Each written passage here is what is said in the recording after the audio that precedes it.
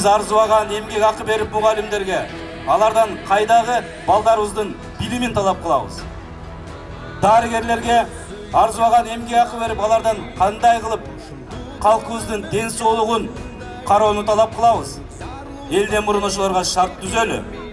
Элден мурун ошолорго баарыбыз да экономиканы көтөрөлү. Партиянын төрагасы катары мына ушул турган командабыз менен толугу менен Ибрагим Кожоназарович айткандай жоопкерчиликти алууга даярбыз. Азыркы түзүлгөн системада бир гана жол бар. Ал парламентке салмактуу мандат менен барып, толук жоопкерчиликти мойнуна алуу.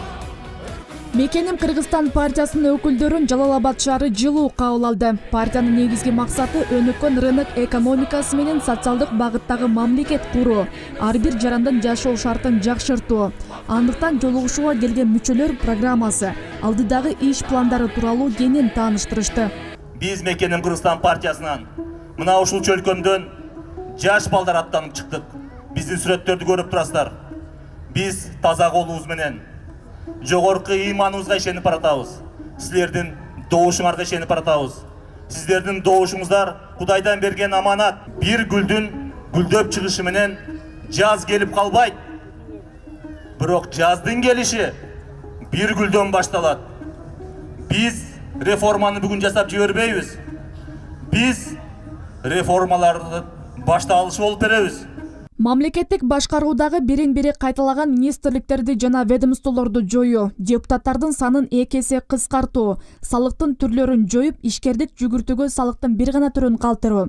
Мекеним Кыргызстан партиясынын бул багыттагы программалары айтылганда көпчүлүктүн колдоосуна татыды. Ушулар баргандан кийин алга жылат деген ишенем да ушулардан. Жылабыз деген алга.